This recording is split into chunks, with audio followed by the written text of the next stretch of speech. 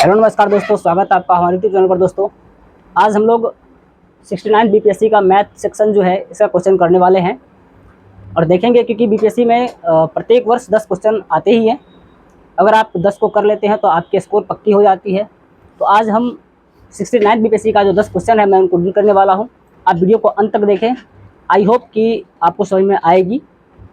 तो पहला क्वेश्चन ये है, एक व्यक्ति रमेश जिसके पास 100 वर्ग गज भूमि का प्लॉट है, वह अपने पड़ोसी सुरेश जिसके पास 100 वर्ग गज भूमि है से 10% अधिक प्राप्त करके अपनी भूमि का प्लॉट बढ़ाता है। 2 साल बाद वह कुल प्लॉट का 10% अपने पड़ोसी वापस बेच देता है। निम्न में से कौन सा सही है? देखिए, पहली बात तो ये क्वेश्चन क्या कह रहा है? पहली बात क्वेश्चन ये कह रहा है कि रमेश के पास 100 वर्ग गज जमीन है। इसको लिखिए पहले क्या कह रहा है।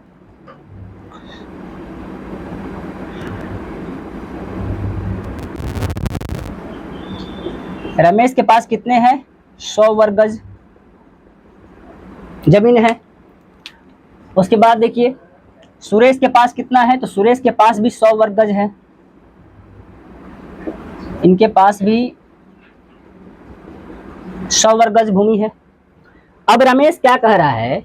रमेश का कहना है कि अब रमेश क्या करता है, सुरेश के भूमि का 10% ले करके अपने बढ़ा लेता है। तो अभी रमेश के पास कितना है? 100 वर्ग गज है और सुरेश के पास भी 100 वर्ग गज है। तो सुरेश के भूमि का 10% लेता है और अपने में बढ़ा लेता है। तो इसका अगर 10% हम निकालें तो 100 का 10% अगर हम निकाल देते हैं, यहाँ से 2 जीरो कट गया, 10 हो गया। अब ये 10 वर्ग गज भूमि जो है ये रमेश अपने में ऐड कर लेता है। तो अब रमेश जो है, अब रमेश के पास कितना हो जाएगा? पहले 100 था, अब 10 ऐड हो गया तो 110 वर्ग गज। अब रमेश के पास 110 वर्ग जमीन हो गया। तो अब सुरेश के पास कितना बच गया? सुरेश के पास कितना बच गया? 100 था पहले, 10 वर्ग गज माइनस हो गया 90 वर्ग गज। अब देखिए सुरेश के पास कितना बच गया? 90 वर्ग जमीन बच गया। अब देखिए नेक्स्ट स्टेज क्या कहता है। ये पहला स्टेज था, स्टेज फर्स्ट था। सेकेंड स्टेज में कह रहा है कि 2 साल के बाद वह कुल प्लॉट का 10% बेचता है। कौन बेचता है? यहाँ पर देखिए वह मतलब रमेश क्या करता है? अब जो रमेश के पास इतना 110 वर्ग जमीन है, 2 साल के बाद रमेश इसमें से 10% क्या करता है? फिर से सुरेश को बेच देता है। तो अब चूंकि सुरेश के पास जो स्टेज 2 आएगा, स्टेज 2 में ये होगा कि रमेश क्या करता है, अपने मतलब रमेश जो है वो अपने का मतलब 110 वर्ग गज का 10% सुरेश को दे देता है। ये दोनों कट गया, 11 हो गया। ठीक है, तो अब ये 11, तो रमेश के पास कितना बचा? अब बचा पहले था कितना? 110। अब बचेगा कितना? 110 माइनस 11 कर दें, 110 में से 11 कीजिए, 10 में से गया तो 9, यहाँ बच गया 10 में से गया 9, 99 वर्ग गज। ठीक है, अब बच गया इसके पास, रमेश के पास इतना। लेकिन सुरेश के पास कितना बचा? सुरेश के पास कितना हो गया? तो सुरेश के पास पहले था कितना? सुरेश के पास पहले था 90, 11 ले लिया इनसे तो कितना हो गया? 101 वर्ग गज। अब क्वेश्चन क्या कह रहा है? क्वेश्चन कह रहा है कि सुरेश की भूमि रमेश से अधिक है या रमेश की भूमि सुरेश से अधिक है? तो रमेश की भूमि तो अब 99 ही है, सुरेश को तो ज्यादा है। तो option number 1 will be correct answer. I hope समझ में आ गई होगी। अब नेक्स्ट क्वेश्चन जो है फिर मैं अगेन करता हूं।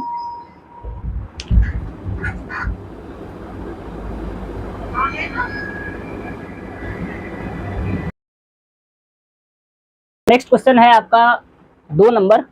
ये देखिए अल्फाबेटिकल सीरीज है, ये इसमें कुछ कोडिंग की हुई रहती है। इसको आप ईजी हम बना सकते हैं। इसमें क्या है कि अगर आपको प्रत्येक अल्फ़ाबेट का प्लेस वैल्यू याद है तो ईजी हम बन जाता है। आप देखेंगे यहाँ पर Q का 17 होता है, W 22 होता है,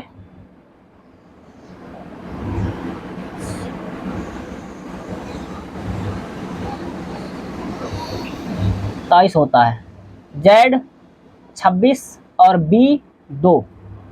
ठीक, उसके बाद देखिए B का 2, H का 8, J10 K 11 होता है, M 13 होता है, W का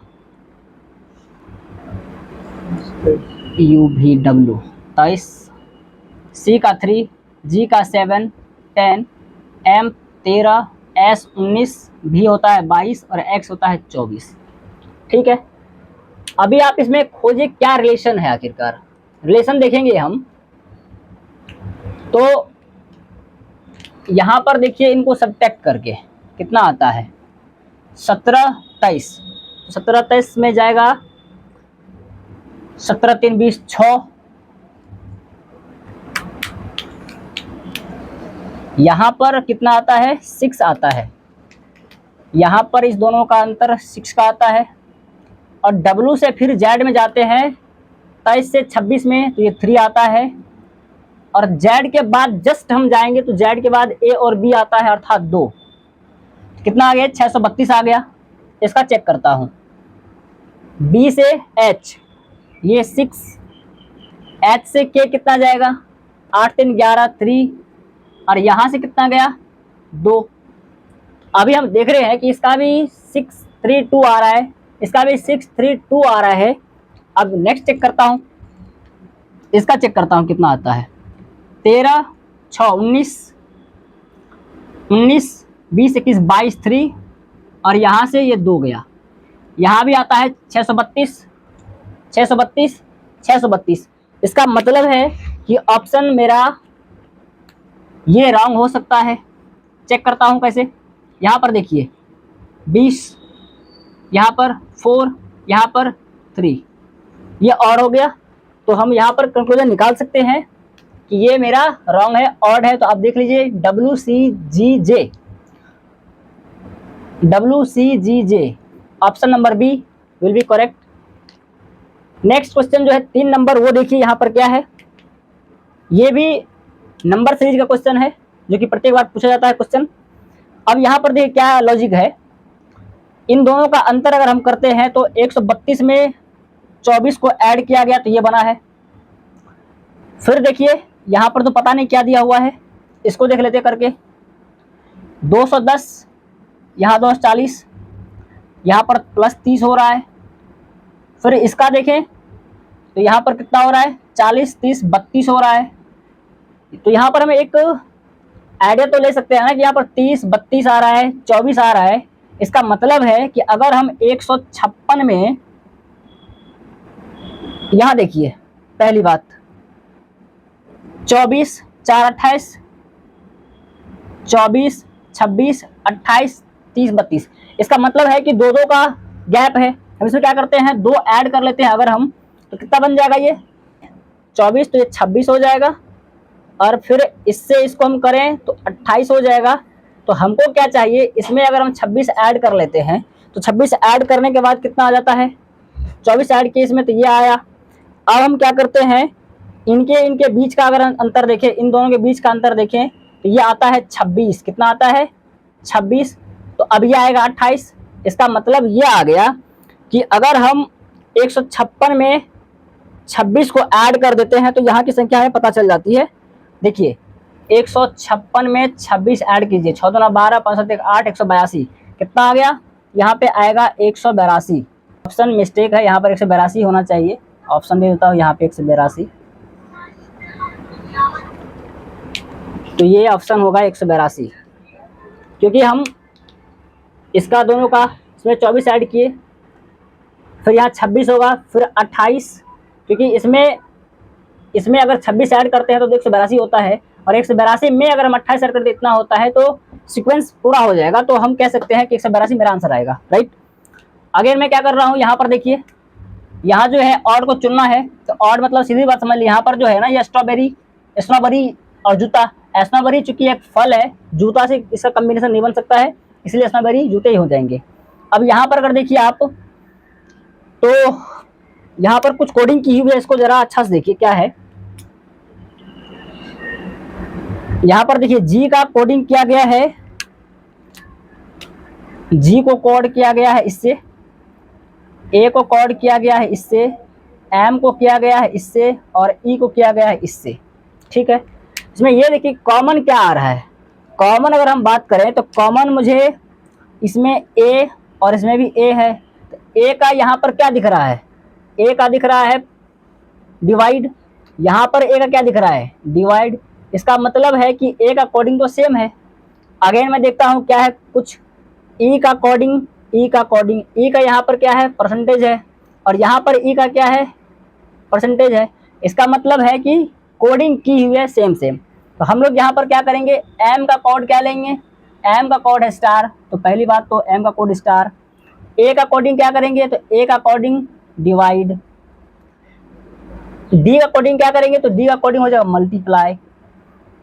फिर है ई का कोडिंग क्या करेंगे, तो ई का कोडिंग है परसेंटेज। तो अब आप ये देखिए ऑप्शन नंबर कितना में आता है, ये आता है option number star divide multiply, star divide multiply और ये percentage. Option number B will be correct answer. तो आई होप समझ में आ गई होगी। नेक्स्ट क्वेश्चन करते हैं फिर।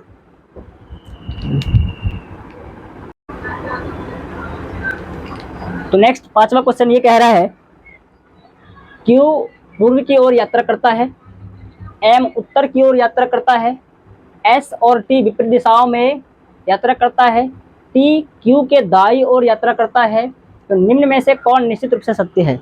देखिए ये डायरेक्शन चैप्टर का क्वेश्चन है, बहुत ही इजी है।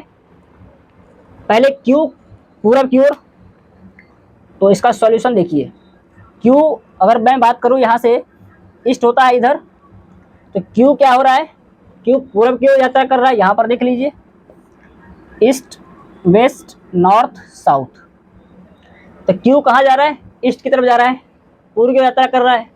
अगेन एम उत्तर की ओर यात्रा कर रहा है। अगर हम एम की बात करें, मान लीजिए ये एम है, ये उत्तर की ओर यात्रा कर रहा है, नॉर्थ की ओर यात्रा कर रहा है। एस और टी विपरीत दिशा में यात्रा कर रहा है। देखिए यहाँ पर कुछ है कि एस और टी विपरीत दिशा में कर रहा है, बट ये नहीं क्लियर कर रहा है कि आखिरकार एस नॉर्थ जा रहा है कि साउथ जा रहा है, ईस्ट जा रहा है वेस्ट जा रहा है, ये नहीं पता है। तो मैं आगे पढ़ रहा हूँ स्टेटमेंट को, टी क्यू के दाईं ओर यात्रा करता है। देखिए यहाँ पर बात समझने वाला है कि टी जो है वो क्यू के दाईं ओर, अगर मान लीजिए कि हम सभी यहाँ पर बैठे हुए हैं यहाँ पर, तो अभी ये लेफ्ट होगा ये राइट होगा, फिर अगर हम इधर टर्न ले लें ईस्ट की तरफ, तो ये लेफ्ट ये राइट हो जाएगा। यही पर लॉजिक है कि अगर टी क्यू के दाईं ओर, तो क्यू के दाईं ओर क्यू ये है, अभी इसका ये लेफ्ट है ये राइट है, इसका मतलब है कि अभी यहाँ पर टी होना चाहिए जो कि राइट में है। अगर टी राइट में आ गया तो ऑलरेडी एस ऊपर जाएगा। ठीक है, अब नेक्स्ट देखिए यात्रा करता है।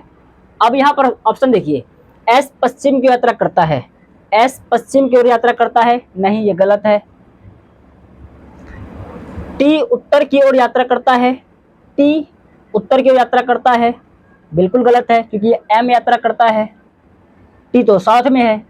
एम और एस एक ही दिशा में यात्रा करता है, तो एम नॉर्थ में यात्रा कर रहा है, एस भी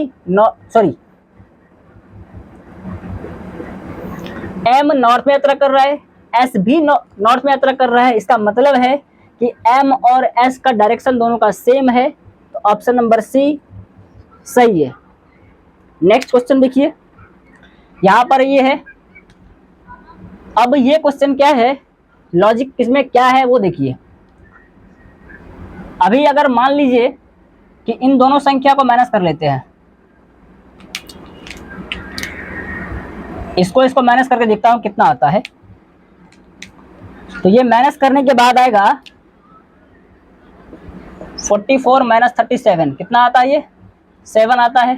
ठीक है, और 7 को हम अगर 7 से मल्टीप्लाई कर दें तो 49 आता है। इसका मतलब है इन दोनों का डिफरेंस 7 और मल्टीप्लाई 7, तब ये बन के आता है 49, राइट।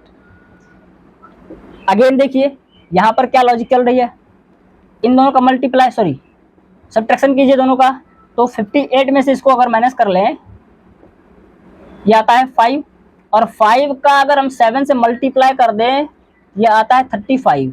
तो 5 इंटू 7 ये आता है 35। इसका लॉजिक पता चल गया कि हम इन दोनों का डिफरेंस ले लेंगे और 7 से मल्टीप्लाई कर देंगे तो ये आ जाएगा। अब यहाँ पर देखिए इन दोनों का डिफरेंस कितना आएगा, 52 और 41, 52 41, ये हो गया 1 1 11, और 11 का अगर हम मल्टीप्लाई कर दे 7 से तो ये आता है 77। ऑप्शन नंबर हो गया बी। आई होप समझ में आ गई होगी। नेक्स्ट क्वेश्चन करते हैं। क्या बोलिए, तो क्वेश्चन नंबर 7 करने वाले हैं। ये देखिए एसर्शन रीजन का क्वेश्चन है। क्वेश्चन है कि किसी एक दिवसीय क्रिकेट मैच में कुल 200 रन बनाए गए हैं, जिनमें 160 स्पिनरों द्वारा बनाए गए हैं। ठीक है, ये कथन दिया हुआ है। निष्कर्ष दिया हुआ है कि टीम के 80% खिलाड़ी स्पिनर थे। स्टेटमेंट में तो ऐसा कुछ नहीं दिया गया है कि 80% थे 90% थे, तो मैं इसको ऐसे ही एलिमिनेट कर दूं, ये कट गया। दूसरा कह रहा है कि ओपनिंग बल्लेबाज स्पिनर थे, ऐसा भी इसमें नहीं दिया गया कि ओपनिंग बल्लेबाज स्पिनर था या फास्टर था, कुछ भी ऐसा कुछ नहीं दिया हुआ है। कि डाटा क्या अधूरा है, मैं इसको कट कर सकता हूँ। अब यहाँ पर देखिए केवल एक अनुसरण करता है, बिल्कुल नहीं। केवल 2, ये भी नहीं। 1 और 2, ये भी नहीं। ना तो 1 और ना ही 2 अनुसरण करता है। Option number 4 will be correct answer. Again question में कह रहा हूं, यहां पर देखिए कोडिंग की हुई है। तो जब भी आपको इस तरह क्वेश्चन दिखे जो बड़े बड़े क्वेश्चंस में आ जाए, इस तरह का नंबर दिया रहे, तो आप सबसे पहले ये कीजिए कि इसका प्लेस वैल्यू देखिए क्या सही है कि नहीं है। प्लेस वैल्यू वाला बात हम कर रहे हैं अगर, तो यहाँ पर देखिए जी का कोडिंग किया हुआ है, ये जी का कोडिंग 7 से किया हुआ है।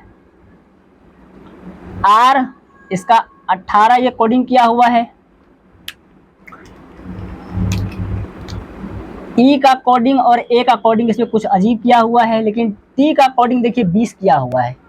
क्यों? क्योंकि जी 7 में आता है, आर 18 होता है, टी 20 होता है।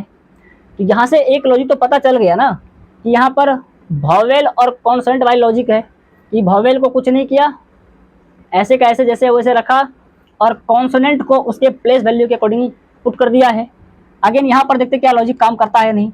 एम होता है 13 जो कि सही है, ओ तो वॉवेल है, एन कॉन्सोनेंट है जो कि 14 होता है, के ये भी 11 होता है, यहाँ पर भी लॉजिक वही है। तो इसको भी हम उसी लॉजिक के अकॉर्डिंग सजा लेंगे। यहाँ देखिए क्या करते हैं, भी होता है 22, एस होता है 19, जी होता है 7। अब आप देखिए यहाँ पर भी 22, ये तो ऑप्शन कैंसिल हो गया पहले ही, और ये ऑप्शन कैंसिल हो गया। अब बचता है कैंसर ये और ये, भी 22 19 देखिए लास्ट में किस में आता है, इसमें 20 आता है, ये भी कैंसिल हो गया। Option A will be correct answer. तो आप इस प्रकार से क्वेश्चन कर सकते हैं, बहुत इजी क्वेश्चन है। नेक्स्ट क्वेश्चन करते हैं आगे।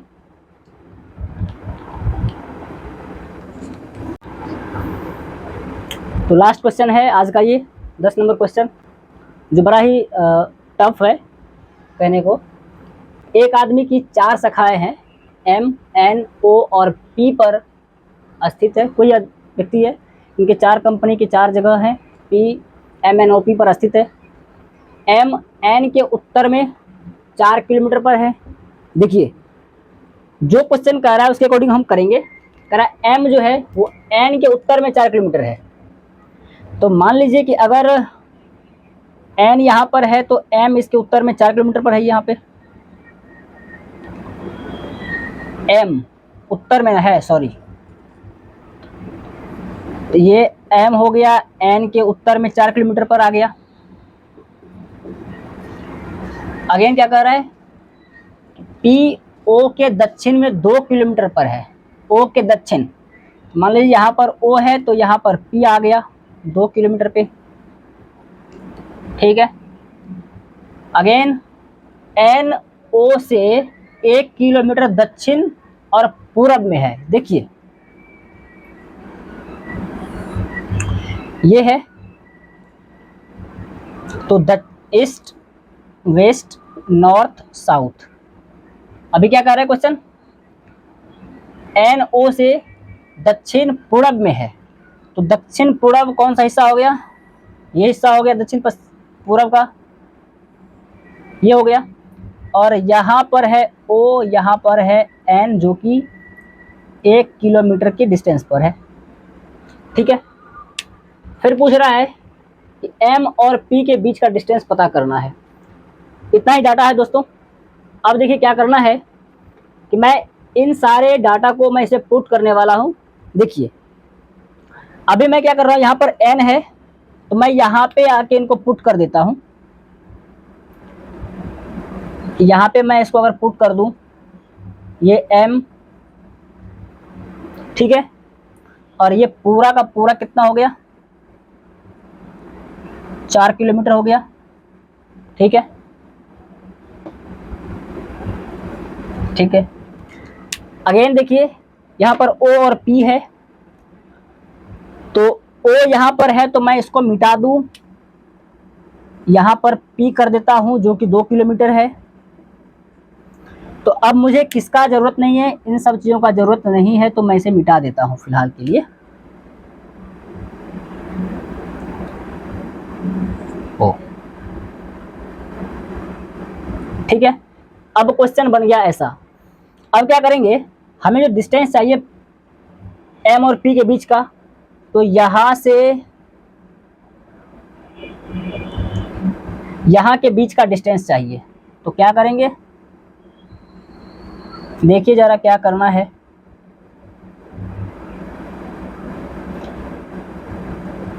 ये डिस्टेंस मुझे चाहिए। ठीक है, देखिए इसमें थोड़ा थोड़ा लॉजिकल भी चीजें हैं। अभी मैं क्या करता हूं, इसको यहाँ ज्वाइन कर देता हूं। ठीक है, तो अभी आप देखिए कि ये राइट एंगल हो गया, ये दोनों के दोनों एक्यूट एंगल हो गए 45 के। ओके, अभी चूंकि ये 45 का एंगल है और ये 45 एंगल हो गया, तो ये दोनों साइड्स जो हैं इक्वल हो गए समद्विबाहु से, आइसोसेलेस ट्रायंगल से। ठीक है, उसके बाद देखिए यहाँ पर ये हाइपोटेनस है, कर्ण जिसको बोलते हैं। तो कर्ण अगर 1 दिया हुआ है, इसका मतलब है कि ये जो हिस्सा है,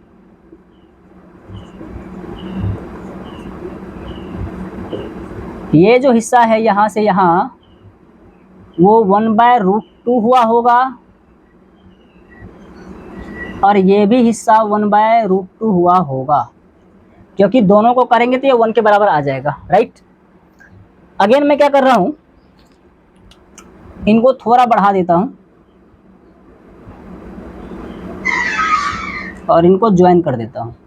ठीक है, तो अभी आप देखेंगे कि ये और ये दोनों पैरेलल हो गए, और ये चूंकि बेस है इनका, ये इनका बेस है, तो ये भी इनके बेस हो गए, ये भी इनके बेस हो गए। और इसका डिस्टेंस अगर हमें पता चले कि ये कितना है, और ये देखिए क्या है कि अगर अब देखिए पहले यहाँ पे ये जो M और ये वाला जो ट्रायंगल दिख रहे हैं यहाँ से यहाँ तक, ठीक है, ये क्या है, ये बेस है। यहाँ पर ऐसा सिचुएशन है, तो अगर मुझे इतना सा चाहिए हिस्सा, ये हिस्सा चाहिए हमें, तो क्या कर सकते हैं, क्योंकि ये पूरा 2 है और ये आधा 1/√2 है, ये B है तो ये भी तो B ही होगा ना, क्योंकि ये समद्विबाहु त्रिभुज है। तो ये B है तो ये भी B है। अगेन अगर इसका मैं मान निकालना चाहूँ कि यहाँ से ये हिस्सा से यहाँ तक कितना आएगा डिस्टेंस, तो मैं इसको लिख सकता हूँ तब तक के लिए, ये पूरा 2 है, इसमें से B अगर हम माइनस कर लें, पूरा में से ये B को हम माइनस कर लें, ये आ जाएगा, और ये इसके पैरेलल है तो ये भी हो गया 2 - B। ओके, अगेन यहाँ तक का ये डिस्टेंस है। अब चूंकि हमको यहाँ से M और इसको हम अगर मान लीजिए PQ डाल देते हैं, अगर हमें यहाँ से PM और Q का अगर हमको डिस्टेंस चाहिए तो हम क्या कर सकते हैं, तो MQ का अगर हमको डिस्टेंस चाहिए तो यहाँ से यहाँ तक 4 है और यहाँ से 2 माइनस बी है, तो इसका जो डिस्टेंस हो जाएगा ये परपेंडिकुलर का, ये हो जाएगा 4 प्लस 2 माइनस बी, तो ये हो गया 6 माइनस बी। ओके, ये पूरा कितना हो गया 6 माइनस बी हो गया। अब देखिए ये डिस्टेंस पता चल गया, ये भी पता चल गया, तो हम यहाँ से इसका कर्ण पता कर सकते हैं, हाइपोटेन्यूज फॉर्मूला लगा देंगे। अब मैं इसको थोड़ा मिटा देता हूं।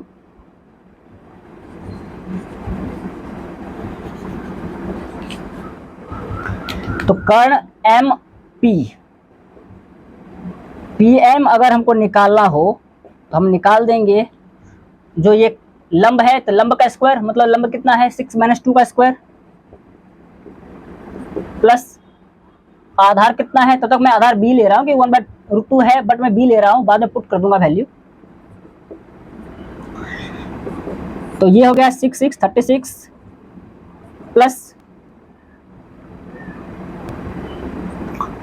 बी स्क्वायर माइनस 12 बी, और ये हो गया बी स्क्वायर। ओके, अब यहां देखिए बी और बी कितना हो गया, तो पहले बात तो 36 माइनस 12 बी अब प्लस 2 बी स्क्वायर। ठीक है, अब देखिए यहाँ पर मैं b का वैल्यू पुट कर रहा हूँ सॉल्यूशन करके। अभी आप यहाँ पर देखेंगे b का वैल्यू कितना है, √2 है, 1/√2 है, तो ये हो जाएगा 2 इंटू 1/√2 का अगर स्क्वायर कर दें तो ये 2 इंटू 1/2 कट के कितना आ गया 1। इसका मतलब यहाँ पे इसका वैल्यू कितना आ जाएगा 1 आ जाएगा। अब इसका वैल्यू देखिए कितना आएगा 12b का, मतलब 12 गुना 1/√2। हम 12 को लिख सकते हैं 6 गुना √2 इंटू √2। क्यों, क्योंकि 12 को अगर आप लिखेंगे ना 6 गुना 2 तो लिख सकते हैं, इसी 2 को हम लिख सकते हैं √2 इंटू √2, अब फिर भी √2 आ गया, ये कट गया, कितना बच गया 6√2 आ गया। ओके, अब चूंकि 6√2 आ गया, यहाँ पर देखेंगे कि 6√2 का वैल्यू होता है 1.414, तो 414 को अगर हम सिग्निफिकेंस करें यहाँ पर हम लिख सकते हैं 1.5, तो ये आ जाएगा अल्टीमेटली 9। ये हो गया आपका इसका वैल्यू, और 2b स्क्वायर का वैल्यू आपको 1 आ गया। ऐसे पुट कर रहा हूं, ये हो गया 36 माइनस ये 12b, ये इसका वैल्यू कितना आया 9 आया, माइनस सॉरी प्लस इसका वैल्यू कितना आया 1, ये हुआ 36 माइनस 9, ये आएगा 28।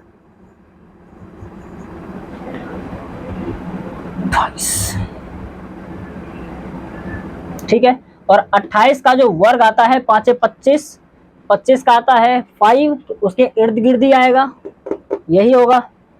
तो मैं ये कह सकता हूँ इसका आंसर आ जाएगा 5.34, तो ये ऑप्शन हो जाएगा। देखिए मैं फिर से इसको रिपीट कर देता हूँ, क्वेश्चन थोड़ा टफ है। पहली बात तो ये था कि ये जो मैंने अरेंज किया इनको समझ ही गए होंगे, फिर मैं इनको कुछ कंस्ट्रक्शन किया इनमें कि इसको मिलाया है, क्योंकि मुझे m और p का डिस्टेंस पता करना है, और इनका डिस्टेंस दिया हुआ है, यहाँ भी o और इनका डिस्टेंस देखो यहाँ पर क्या बनता है, ये राइट एंगल बन रहा है। ये अगर राइट एंगल है 90 का एंगल है तो ये दोनों के दोनों एक्यूट एंगल होंगे, और ये एक्यूट एंगल होंगे तो इनके दोनों साइड बराबर होंगे। ये 1/√2 है तो ये भी 1/2 होगा। ठीक है, चूंकि बेस है तो ये बेस हो गया। अब मुझे यहाँ का डिस्टेंस पता करना है, तो पूरा 2 है, इसमें से b माइनस कर लिया मैंने, फिर अगेन यहाँ से यहाँ 4 है, ये इसके पैरेलल है तो ये भी इतना हो गया, टोटल कितना हो जाएगा 4 है, ये इतना है, तो जोड़ेंगे दोनों को इतना आ गया।